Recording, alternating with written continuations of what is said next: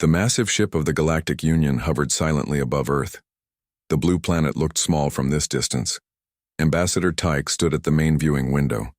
His forearms crossed behind his back as he watched the planet turn below them.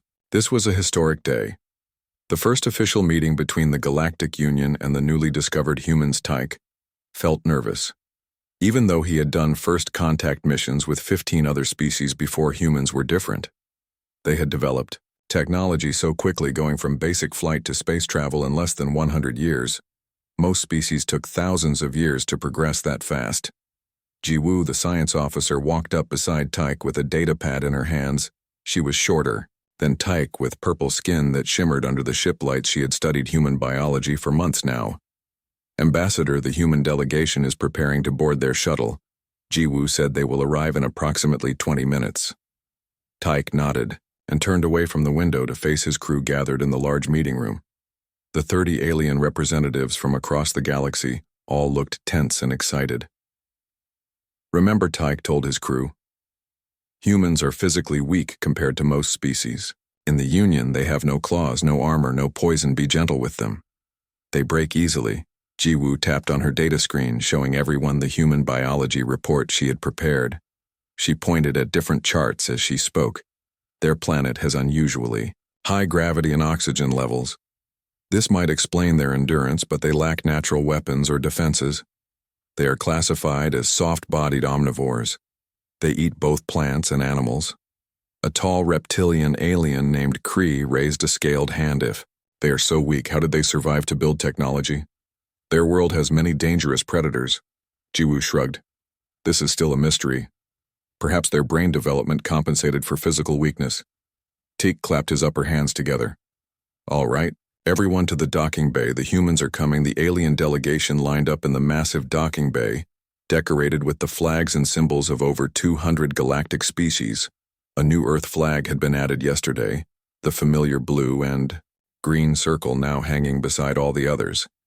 The human shuttle appeared through the force field with a soft hum. It was small compared to most galactic ships, but well designed. Tyke noticed the humans were already learning Union technology quickly. The shuttle door opened with a hiss of air, and 5 humans stepped out, walking in a line. They all wore blue and white uniforms with the Earth symbol on their shoulders. Captain Do-Hyun Kim led the group. He was tall for a human with dark hair and a serious face. Behind him walked Second Officer Min Ji-han, Communications, Officer Sung-ho Park, Science Officer Yoo Bin Choi, and Security Chief Hana Baidoyan smiled widely at the aliens, showing his teeth, which made some of the more nervous species step back. On their world, showing teeth was a threat, but the human cultural briefing had explained this was friendly. Welcome to the Galactic Union, Tyke said through his translator. We have prepared a formal dinner to celebrate this historic occasion. Excellent, Do-Hyun replied. We have brought some Earth delicacies to share as well. It is our custom to exchange food when meeting new friends. Tyke led the humans through the grand corridors of the ship, explaining the history of the Union. As they walked, Minji asked many questions about the different species, while Sung-ho recorded everything with a small device Yubin seemed most interested in.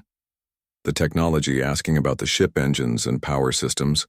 Hana, the security chief, stayed quiet, watching everything with sharp eyes. Tyke noticed she walked like a predator, always aware of her surroundings. She was the smallest human, but somehow seemed the most dangerous. The dinner hall was massive, with a long table set for both delegations. The ceiling showed a moving star map of the galaxy, with Earth now marked with a bright blue dot.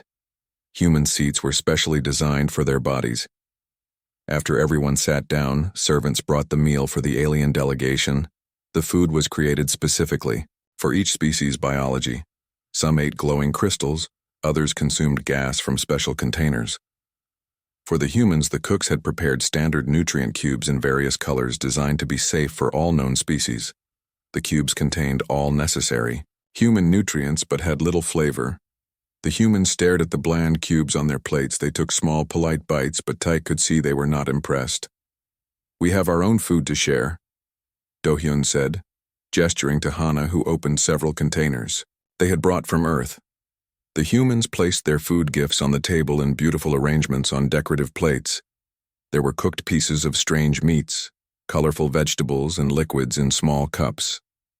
Teak leaned forward, curious about these earth foods when suddenly his translator identified the meats. His eyes widened in shock. As that are those apex predators from your world? He whispered, unable to hide his horror. Do-hyun nodded happily while chewing a piece of what the translator identified as alligator, a dangerous water predator from Earth. We thought you might enjoy trying some of our special dishes. The shark fin soup is particularly good, shark being one of the most feared ocean hunters on Earth. Minji held up another plate. This is lion steak from one of our most dangerous land predators. Cats are tricky to cook properly, but this chef is very skilled. Sung-ho poured small cups of amber liquid. This is honey, made by insects that defend their nests with painful stings. We use it to sweeten drinks. The aliens around the table looked at each other in disbelief. These supposedly weak creatures casually ate the most dangerous animals from their planet, like it was normal. Would you like to try some? Minji asked, holding out the plate of lion meat to Taik. The alien ambassador hesitated, then carefully took a small piece of the meat. He sniffed it, then put it in his mouth. The taste was unlike anything in the galaxy. Rich and strong. Yubin, the science officer, noticed the alien's shock. She looked confused. Is something wrong? She asked. Do you not eat meat in the Union Cree? The reptilian alien found his voice. We eat meat, yes, but not apex predators, not the most dangerous creatures of our worlds. That would be seen as too risky, too aggressive. The humans looked at each other in surprise. This was clearly news to them.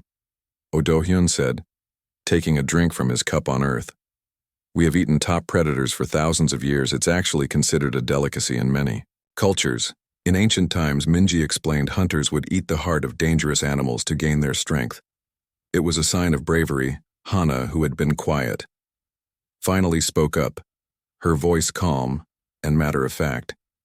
Humans learned early that the best way to deal with things that threatened us was to eat them first. We turned danger into dinner. The alien stared at the small human security chief with new understanding. These creatures had evolved a unique strategy. They removed threats by consuming them. Taik felt a new respect and slight fear grow inside him as he watched the humans casually eating creatures that would terrify most galactic species. Perhaps humans were not as weak as they first appeared. The humans continued their meal, passing dishes between themselves, laughing and talking as if eating dangerous predators was the most normal thing in the world, while the alien diplomats whispered among themselves. A new evaluation of humanity would need to be sent to the Galactic Council. Tonight, Taik decided as he bravely tried another piece of lion. Any species that ate apex predators like it was no big deal clearly deserved careful attention. 6 months after the famous Varrox hunting trip, the twins Subin and Gina Choi stood inside their newly completed restaurant on the Galactic Hub. The massive space station served as the capital of the Galactic Union, where thousands of species lived, worked, and conducted interstellar business. The twins had noticed the fascination aliens had with human food choices and saw a perfect business opportunity. They had quit their jobs as xenolinguists for the Earth diplomatic team to pursue. This dream Earth tastes, read the glowing sign above the entrance, written in both human languages and the common galactic script. The restaurant occupied a prime location in the hub's busiest shopping district, with large windows showing glimpses of the unusual interior.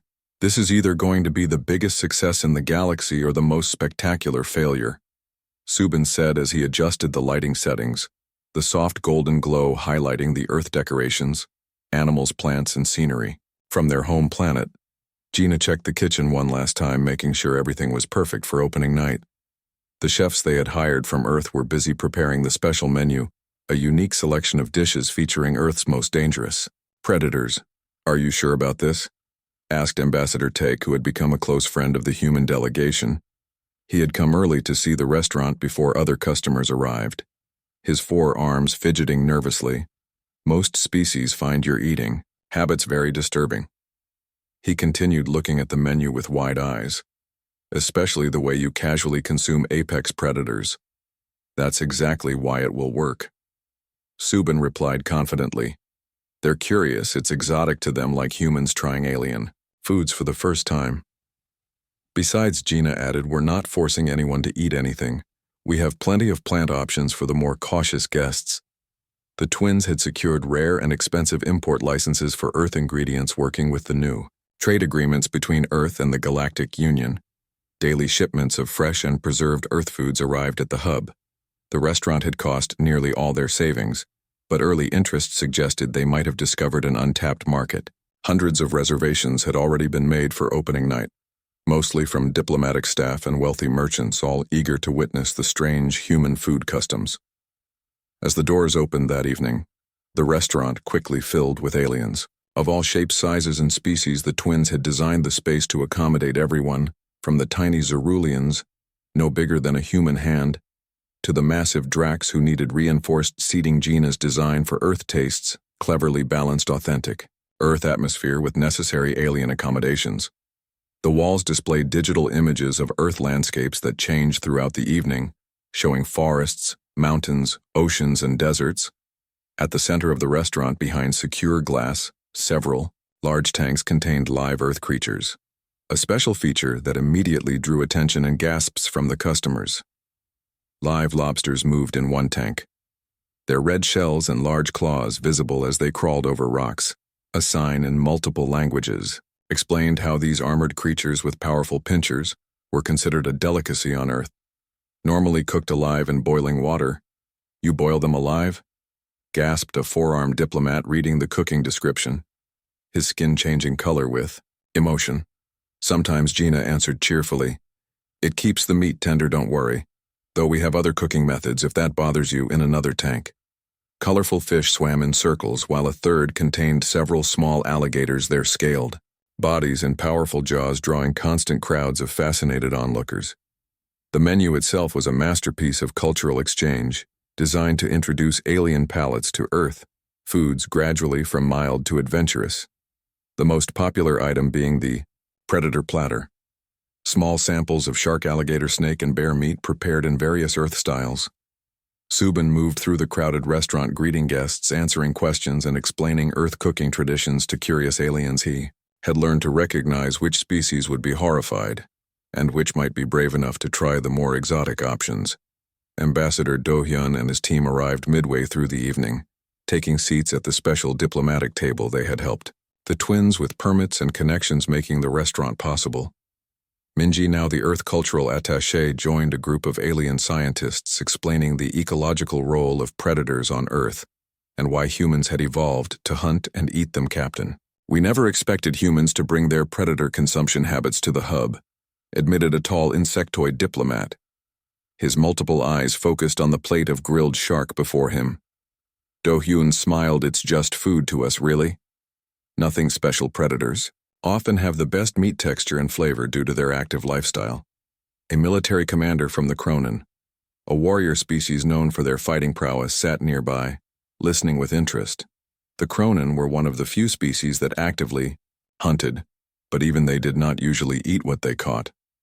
The commander finally worked up the courage to taste a piece of alligator prepared with Earth spices, his tough gray skin flushed with color as he chewed. "This is good," he admitted reluctantly. To Junho, who had recommended the dish, "Your species truly fears nothing." "I wouldn't say we don't feel fear," Junho replied. "We just don't let it stop us from enjoying a good meal." In the kitchen, the human chefs worked with practiced efficiency, preparing dishes that would have been common on Earth but were revolutionary in the galaxy. One chef specialized in seafood, preparing shark fin soup for the braver guests. Another grilled snake meat with herbs, while a third prepared bear steaks with mushroom sauce. The most anticipated dish of the evening was the Earth Apex Special, a rotating menu item featuring whatever dangerous Earth creature had most recently arrived that night. It was lion served with roasted vegetables and a wine sauce. News reporters from across the galaxy filmed inside the restaurant, broadcasting live to billions of viewers across thousands of worlds. Spreading humanity's reputation further, a galactic news network journalist interviewed Gina, asking about their unusual business idea. "We just serve what we like to eat." Gina smiled into the camera. "It's nothing special to us." This casual attitude impressed the aliens more than anything else. Humans didn't even consider eating apex predators to be unusual or brave. It was simply normal. Within weeks, Earth Tastes became the most exclusive dining establishment in the hub, with reservations booked months in advance. Wealthy merchants, politicians, and thrill-seekers from across the galaxy were willing to pay enormous sums just to try Earth food and experience the novelty. The restaurant's success went beyond mere profit. The twins had created an important cultural bridge, helping aliens understand humans better, while also introducing Earth culture to the wider galaxy. Ambassador Tyke invited his friends from the Galactic Council to dinner one evening, hosting them at the best table in Earth Tastes. See, he told his colleagues as they cautiously tried the milder dishes. Humans are not aggressive or warlike as some feared. They simply have a different relationship with predators. A timid counselor picked up a small piece of fish with his eating utensil, but still they casually consume creatures that would terrify most species. Is that not concerning? Tyke watched Subin chatting happily with customers while Gina explained lobster cooking methods to a fascinated group. I believe we misunderstood at first, Tyke said thoughtfully. Humans don't eat dangerous creatures because they seek violence. They do it because they refuse to be limited by fear. That's a trait we should respect. As the restaurant grew in popularity, a strange new fashion trend spread among younger aliens across the hub. They began wearing clothing with images of Earth predators. T-shirts with sharks, lions, tigers, and wolves became status symbols. Somewhere in the galaxy they eat this. The shirts proclaimed alongside images of creatures that most species would run from on sight. 3 months after opening, Subin and Gina expanded their business, adding a small shop selling preserved Earth foods that aliens could take home. Authentic jerky made from various predators became especially popular, along with hot sauces and spices from Earth. The most unexpected customers were the Drazak, a normally aggressive species who rarely interacted with other aliens, yet they came in groups to try Earth foods, fascinated by humans. Apparent fearlessness. Gina kept a special journal, recording the reactions of different species to Earth cuisine, noting which foods appealed to which aliens. This research would later become valuable to Earth diplomats and traders. The restaurant became more than just a business. It became a symbol of humanity's unique place in the galaxy. Where others saw danger, humans saw opportunity, and quite often dinner. What none of the aliens realized was that Earth Tastes was just the beginning. Subin and Gina had plans to expand their business to other stations and planets, spreading human cuisine throughout the stars, and with it a new understanding of the strange, fearless species called humans. 3 months had passed since first contact between humans and the Galactic Union. The news about humans eating dangerous predators had spread through the galaxy like wildfire. Many alien species now viewed humans with a mix of fear, respect, and curiosity. Captain Do-hyun Kim sat in his office at the New Earth Embassy on the Galactic Hub space station, reading reports on his tablet, when his communication device beeped softly. Ambassador Tyke appeared on the screen, his 4 arms moving in the formal greeting pattern that humans had learned was polite. Captain Kim, I have an invitation for your team. The reptilian species from Verox Prime has requested Earth representatives join their diplomatic mission. Next week, Do-hyun leaned forward with interest. He had heard about Verox Prime, a jungle planet famous for its wildlife and warrior culture. What kind of diplomatic mission, he asked. Tyke hesitated. It is a ceremonial hunt. It shows respect for their traditions. All new species joining the Union are invited to participate a hunt. Do-hyun smiled widely this time, knowing the gesture no longer startled his alien friend. We would be honored to join. Tell me more about what we should prepare for. Tyke explained that representatives from 12 species would travel to Verox for their annual diplomatic hunt. It was meant to build bonds between worlds, not a serious hunting expedition, more a show of bravery and skill.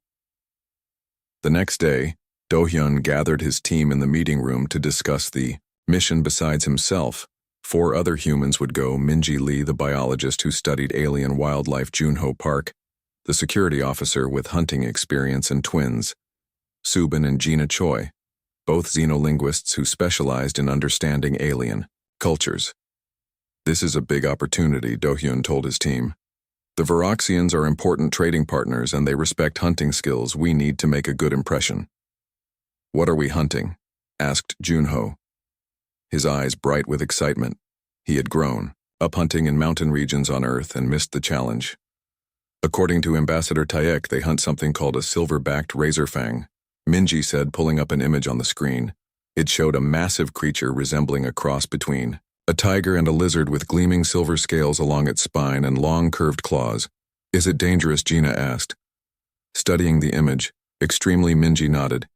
It has the speed of a big cat, the armor of a reptile, and apparently venom glands in its claws, hence the name Razorfang. Perfect. Junho grinned. The human team spent the next week preparing, studying Viraxian hunting techniques and practicing with the ceremonial spears they would be given. Minji researched everything about the Razorfang, learning its habits, weaknesses, and hunting patterns.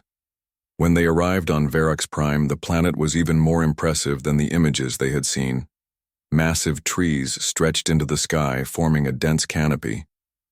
The air was thick with humidity and filled with the sounds of unknown creatures. The Varroxian greeting party consisted of tall, muscular reptilians with tough scaled skin in various shades of green and brown. They stood nearly 8 feet tall with powerful bodies built for their Jungle World. Governor Kraz, the largest Varroxian with elaborate gold markings on his scales, welcomed them with a deep bow. Welcome, Earth Hunters, he said through a translator. We are honored you join our sacred tradition. The diplomatic party gathered. In a large clearing where representatives from other worlds had set up camps, aliens of all shapes and sizes mingled together, preparing for the ceremonial hunt. Doyun noticed many gave the humans curious looks, whispering among themselves, Varroxian. Attendants presented each species with simple wooden spears tipped with metal points designed specifically for their anatomy. The humans received spears similar to those used on ancient Earth. Governor Kraz gathered everyone for an explanation, his voice deep and powerful as it echoed through the translator. We hunt the silverbacked razorfang, one of the most feared predators in this sector. Even approaching one is considered brave. The goal is simple. Each group will track a razorfang show, bravery in its presence, and take a small trophy, a single claw or scale. Then we release it unharmed. The alien delegates nodded in understanding. But Gina raised her hand. What do you do with it after you catch it? She asked innocently. Kraz looked confused. We take a small trophy claw and release it. What else would we do with such a dangerous creature? The humans exchanged glances, trying not to smile. On Earth, Junho explained casually, we sometimes hunt dangerous animals for food or to control populations. The aliens stared in disbelief. This new information about humans somehow even more shocking than what they already knew. You would eat. A razorfang asked one small blue alien with multiple eyes, his voice filled with horror. If it tastes good. Subin shrugged. Why waste good meat? Before the confused aliens could respond, Governor Kraz announced it was time to begin. Each group would enter the jungle from different points, tracking their own razorfang. They had 6 hours to complete the ceremony. The human team moved through the dense foliage with practiced ease. Junho took the lead using tracking skills learned on Earth, while Minji identified signs of the creature they sought. Do-hyun, Subin, and Gina followed, watching all directions for danger too. Hours into the hunt, they found fresh tracks leading to a small stream. It's big, said Junho, examining the deep claw marks in the mud, bigger than the images showed. Minji knelt beside him, taking readings with her scanner. According to this, it's very close, possibly watching us right now. As if responding to her words, a massive shape moved in the undergrowth ahead. The humans caught glimpses of silver scales shining between green leaves. Something large was circling them. The 5 humans formed a defensive circle, backs together, spears pointing outward. They had practiced this formation, knowing their teamwork gave them advantage. With an ear-splitting roar, a 12-foot razorfang burst from the jungle, its silver scales gleaming in patches of sunlight that broke through the canopy. It was more terrifying in person than any image could capture. Massive jaws filled with dagger-like teeth, curved claws extending from powerful limbs, and those silver scales that seemed to shimmer with strange energy. From a distance they heard alarmed shouts. Other hunting parties had heard the roar and were watching from safe positions behind trees or rocks. Aliens of various species stared in shock as the humans neither ran nor called for help. Instead, Minji calmly raised her spear while Junho circled to the creature's flank. Do-hyun stood his ground directly facing the beast. The twins moved to either side, creating a perfect hunting formation. The razor fang seemed confused by this strategy. It was used to prey, that fled not prey, that surrounded it. The massive predator roared again, trying to intimidate the small, soft creatures that dared challenge it. Working together with surprising coordination, the humans executed their plan. Junho jabbed his spear to distract the beast while Minji aimed for a sensitive spot behind its front leg. Do-hyun kept its attention forward, while the twins closed in from behind. 20 minutes of careful maneuvering later, the humans had managed to tire and corner the razor fang. Using terrain to their advantage, finally, Junho landed a perfect hit with his spear. Not to kill, but to slightly wound the creature enough that it backed down, recognizing these strange beings as more trouble than they were worth. The aliens watching from a distance were speechless. They had never seen a hunting party actually subdue a razor fang. Most groups merely approached close enough to prove bravery, then retreated to safety. Governor Kraz approached cautiously, impressed by the human display. Truly remarkable, he said, his voice filled with new respect for these small, soft aliens. You have proven your bravery beyond question. We can take the ceremonial claw now and release the beast as tradition demands. The 5 humans looked at each other then. Do-hyun spoke. Actually, if it's all right with you, we'd like to prepare this for dinner. We can show you some earth cooking methods. The gathered aliens gasped, some backing away in shock, others moving closer in fascination. You wish to eat the razor fang? Asked Kraz, his voice a mixture of horror and curiosity. Of course, Minji replied, it's a successful hunt on our world. The hunter uses all parts of their prey, meat, hide, bones, nothing goes to waste.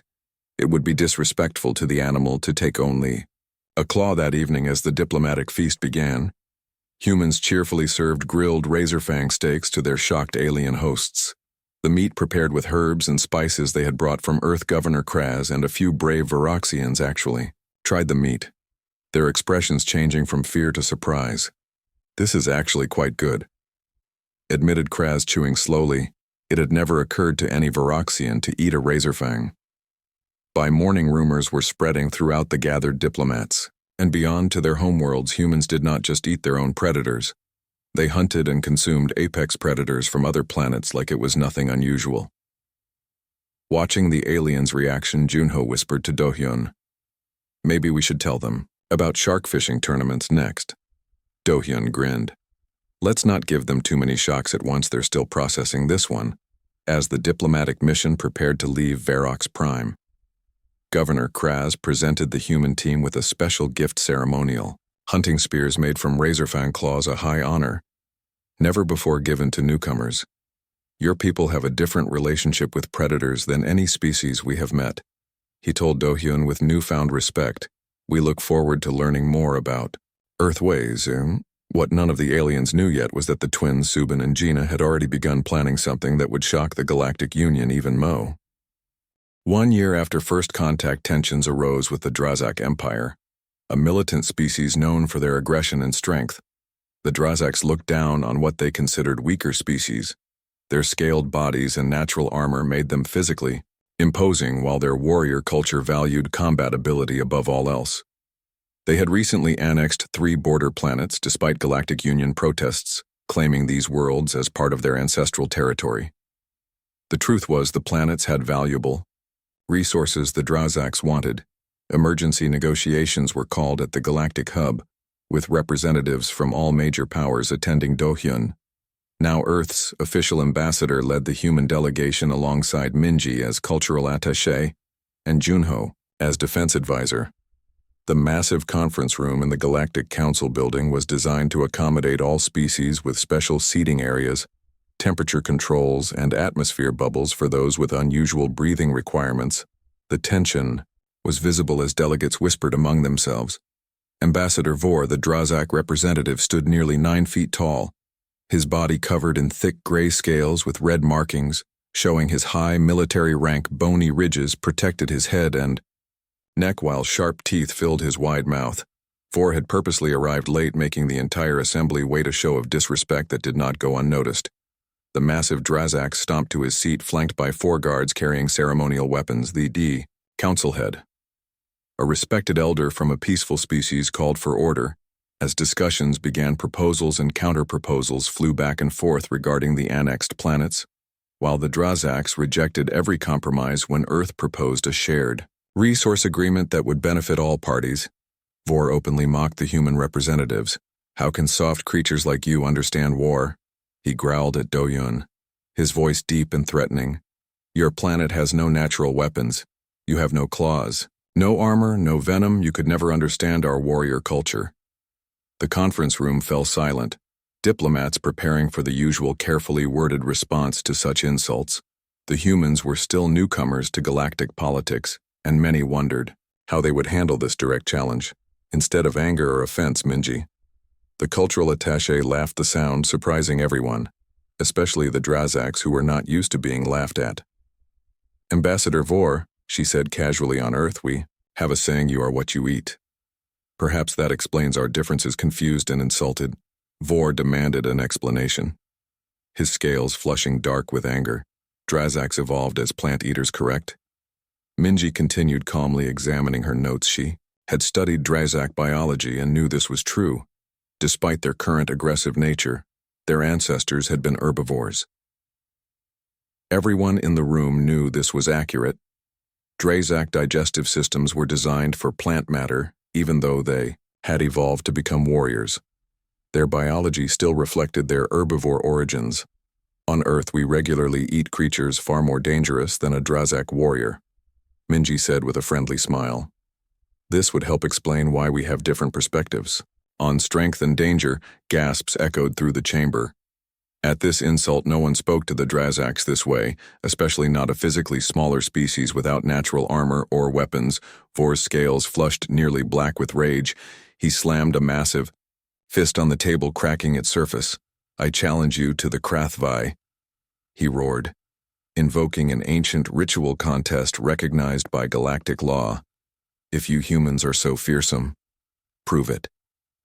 The Galactic Council members tried to intervene, explaining to the humans that they did not need to accept such a challenge, but to everyone's shock, Minji had already nodded her acceptance. The challenge was officially set, the terms quickly established by mediators. According to ancient traditions, each species would bring their most dangerous native predator to a neutral location. They would hunt both creatures, and the winner would be whoever successfully captured or killed their opponent's beast first. For 2 days, the galactic hub buzzed with excitement and speculation about the challenge. The Drazaks were famous warriors, while humans were newcomers without natural weapons, but rumors about human hunting abilities had spread since the Verox incident, creating uncertainty about the outcome. Massive viewing screens were set up throughout the hub for public viewing as billions across the galaxy prepared to watch the challenge, many species placing bets on the outcome. Most favoring the Drazaks. A neutral moon with Earth-like conditions was selected as the location for the contest, temporary atmosphere generators making it habitable for both species. The terrain was a mix of forests, rocky hills, and open plains, ideal for a hunting competition. On the morning of the challenge, transport ships carried spectators to safe viewing areas, while drones would record the event for those watching from afar.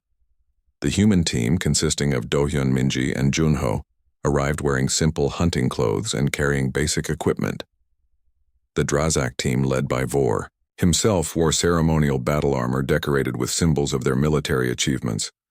They brought weapons that, while considered traditional, still looked formidable compared to the simple tools the humans carried. In the central clearing where both teams would begin, Vor proudly presented the Drazak champion beast, a massive 6-legged reptile with venomous fangs and armored hide. The creature lunged against its restraints, requiring 3 Drazak warriors to control it. "The Skull Crusher," Vor announced smugly. "No prey escapes. Once it catches the scent, it has killed more Drazak warriors in training exercises than any other predator on our world." The crowd murmured, impressed by the fearsome creature. It truly looked deadly, even compared to other dangerous galactic predators. When asked what Earth's champion predator would be, Junho stepped forward, holding a small clear container. Inside was what appeared to be an insignificant black flying insect, barely visible to many of the watching. "Aliens, that is your dangerous predator." Vor laughed loudly, pointing at the tiny creature. "This joke insults the sacred Krath." Vi. The other Drazaks joined in the laughter, while confused aliens in the audience wondered if this was some strange Human strategy statistically speaking, Junho explained seriously. This is the deadliest creature on our planet. It has killed more humans than any other animal through disease transmission. We call it a mosquito. The audience murmured in confusion while Vor continued laughing even harder. This soft, tiny thing was supposed to compete with the skull crusher. But Junho continued with a smile.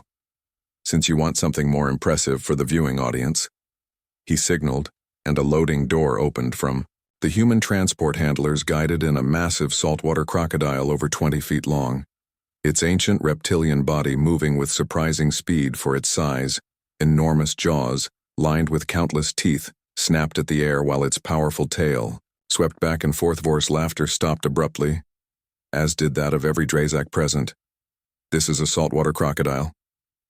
Junho explained a species that has remained nearly unchanged for over 200 million years on our world. It is a perfect predator. The audience gasped at the enormous creature, its prehistoric appearance and obvious deadliness impressing everyone present. Even compared to the skull crusher, the crocodile looked primeval and terrifying. The rules were explained one final time. Each team would track, locate, and subdue their assigned predator. The Drazaks would hunt the crocodile while the humans would hunt the skull crusher. First team to succeed would win the challenge. Both predators would be released into the wild terrain of the moon, given a head start before the hunting teams could begin, with monitoring drones following at a safe distance to record the event as the countdown began. Vor glared at the human team, expecting to see fear. Instead, he saw something more unsettling. The three humans were calmly checking their equipment, discussing strategy, and looking almost eager to begin. With a final signal, the challenge started. Both teams heading in opposite directions, tracking their assigned predators, the humans moving with quiet efficiency, while the Drazaks marched confidently into the wilderness. The challenge that followed surprised everyone watching, especially the Drazaks. Within 2 hours, the human team had located, tracked, and begun stalking the skull crusher, using techniques developed by Earth's wildlife experts. Their approach showed sophisticated understanding of predator psychology instead of attempting brute force.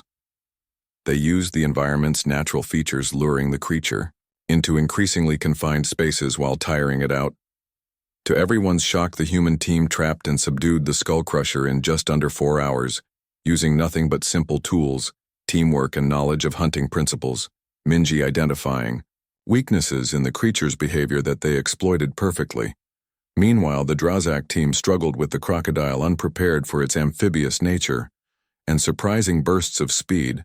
Their first encounter with the beast left 2 warriors injured when they underestimated its powerful tail, the reptile's armor proving resistant to their weapons. After 6 hours, the Drazaks retreated to regroup, having failed to capture the crocodile while the humans had already succeeded with their hunt. The winner was clear. After their victory, the humans did something that stunned everyone watching.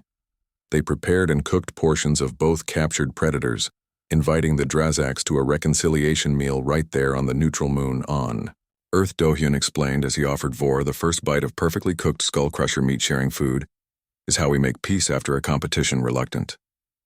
5 years had passed since humans first joined the Galactic Union.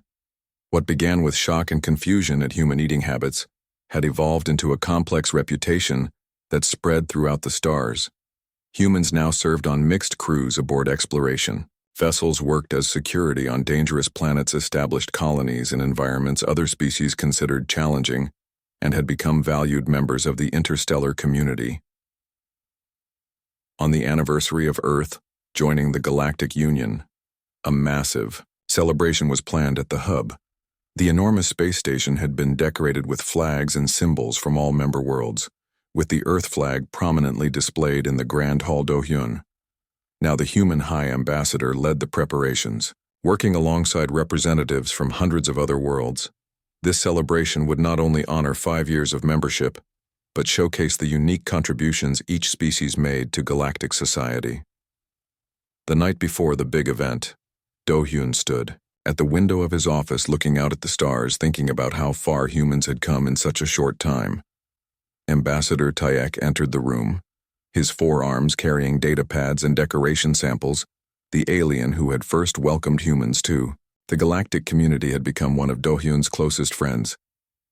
Looking back, Tayak said, setting down his materials, I never would have imagined how quickly humans would integrate into galactic society. Our analysts predicted it would take decades. For your people to adapt, we're adaptable. Doyun replied with a smile, that's our greatest strength. The celebration the next day exceeded all expectations. The enormous central plaza of the hub had been transformed into a festival space with areas representing each member world. Visitors could move from section to section, experiencing different cultures, foods, music, and art. The Earth section was particularly popular, with long lines of curious aliens waiting to experience human culture. At its heart stood a replica of Earth Tastes restaurant, now a galactic chain with locations on 12 different worlds, and a small museum displaying Earth's history of hunting and utilizing apex predators. Subin and Gina Choi had become cultural ambassadors in their own right, their business success turning them into celebrities who frequently appeared on galactic news programs, explaining human traditions.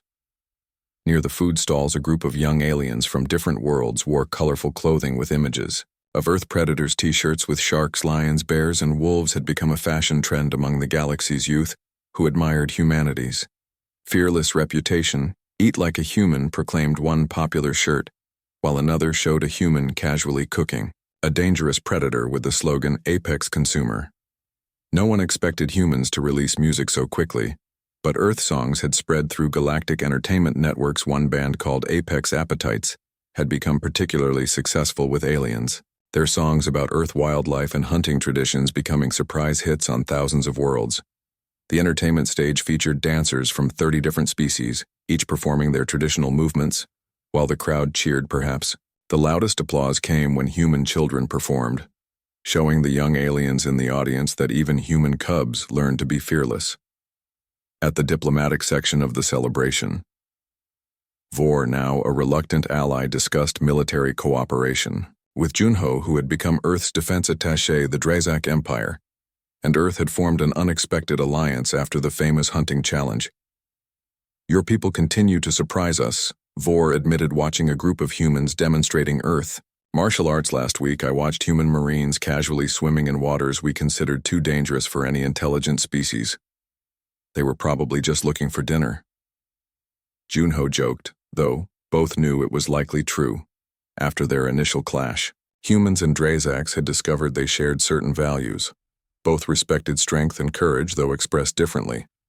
This mutual understanding had led to joint military exercises, cultural exchanges, and even some Drazaks trying Earth cuisine. Minji, now head of the Xenobiology Institute, moved through the celebration greeting aliens she had worked with and studied over the years. Her research into galactic wildlife had made her famous, especially her work comparing Earth predators to those on other worlds. She stopped at a display showing photographs of human settlements on various planets. Each image showed humans thriving in environments from desert worlds to ice planets to jungle moons. Humans adapt so quickly, said an alien scientist beside her, examining the images, especially to dangerous conditions. We like a challenge, Minji replied. It keeps life interesting. The central plaza erupted in excitement as the Galactic Council made their entrance. 12 representatives from the founding worlds walked in formal procession to the elevated platform where they would make official statements. The crowd quieted as the council head approached the speaking position. Today we celebrate 5 years since Earth joined our community, the aged alien said, her voice amplified for all to hear. In this short time, humans have shown us new ways of thinking, new approaches to problems, and yes, even new foods. Laughter rippled through the crowd at this reference to the now famous human eating habits. As the speeches continued, news arrived via urgent message. A newly discovered planet designated XK42 in the Outer Rim had particularly hostile wildlife. Several exploration teams from various species had already failed to establish a foothold due to the extremely dangerous fauna. Perhaps the Galactic Council had suggested looking meaningfully at the human delegation. This would be a perfect location for a new Earth colony. The most difficult worlds often bring out the best in your people. Do-hyun examined the planet data displayed on his tablet and nodded. The wildlife looks interesting. He said, I'm sure our chefs will love working with new ingredients. The comment, made without any hint of irony, perfectly captured why humans had earned such unique respect in the galaxy where others saw danger. Humans saw opportunity and quite often dinner. Later that evening, as the celebration continued, Doyun, Minji, Junho, Subin, and Gina gathered at a quiet table away from the crowd, sharing drinks and memories of their first days in the galactic community. Remember when Ambassador Taik nearly fainted when we offered him shark fin soup? Gina laughed. Now he's asking for recipes. He's still afraid of the live lobster tank, Subin added, but he's brave enough to eat the cooked ones now. Minji raised her glass in a toast that would later become famous throughout the galaxy. Here's to finding new worlds, making new friends, and trying new foods, sometimes in that exact order. As the humans clinked their glasses together, they had no idea that their simple toast would soon be repeated at gatherings across thousands of worlds, becoming a symbol of humanity's unique approach to galactic life. The next morning, the Galactic Council formally approved the human settlement mission to XK-42. The hostile planet would be renamed New Horizon and become the first in a series of human colonies on worlds other species considered too dangerous. What impressed the Council most was the number of human volunteers eager to join the mission. Where other species had to offer incentives for dangerous assignments, humans lined up for the challenge, seeing it as an adventure. The colony ship preparations began immediately with specialized equipment for studying, capturing, and yes, eating the local wildlife. The ship designers included extra-large food storage areas and professional kitchens at the humans' request. One council member watching the preparations asked Do-hyun if humans were concerned about the dangers waiting on New Horizon. Of course, Do-hyun replied honestly, "We're not fearless. We just don't let fear stop us from living, and we try to make the best of whatever challenges we face, sometimes by cooking it with garlic and herbs." The comment was recorded by a nearby news drone and quickly went viral across galactic networks, becoming yet another example of the casual human attitude toward danger that continued to fascinate other species. 6 months later, the first images from New Horizon showed smiling human colonists holding up specimens of the local wildlife, which resembled massive spider-like creatures with armored shells and venomous stingers. The humans were not displaying them as threats, but as ingredients. Several colonists wearing chef hats as they prepared the first New Horizon cookout. Throughout the stars, humanity's reputation was sealed. They were diplomats and warriors, explorers and chefs. But most remarkably, they were the species that casually ate apex predators like it was no big deal. Their unusual relationship with dangerous creatures had earned them both respect and a unique position in galactic politics. Where humans went, others eventually followed, knowing that if humans could thrive in a place, it could not be truly impossible. The galaxy had many stronger species, many with natural weapons or abilities humans lacked, but none shared the human perspective that saw opportunity and danger and possibilities where others saw only threats. Earth foods continued to spread, becoming delicacies on thousands of worlds, while Earth cooking shows became the most watched programs on galactic networks as aliens marveled at humans casually handling and preparing creatures most species would run from. And on Earth itself, children in schools now learned about their special place in the galaxy, not as the strongest or most advanced species, but as the ones who had changed how the galaxy thought about danger, predators, and perhaps most importantly, food. Although many species had evolved intelligence through different paths from different biologies and on different worlds, it seemed that only humans